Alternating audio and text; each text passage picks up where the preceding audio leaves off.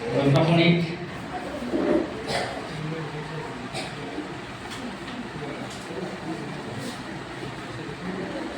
তেখেতৰ ব্যক্তিগত জীৱনৰ বহু কথাই আছে।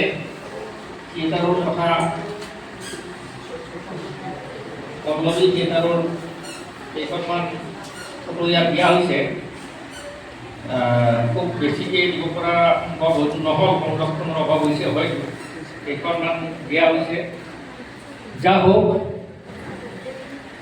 অধুনা উত্তম আজি ইতিহাস হোৱা পল্লৱী থিয়েটাৰক আমি আজি তালুকদাৰৰ এই জন্মদিনটোৰ লগত স্মৰণ কৰিবলৈ সুযোগ পালোঁ।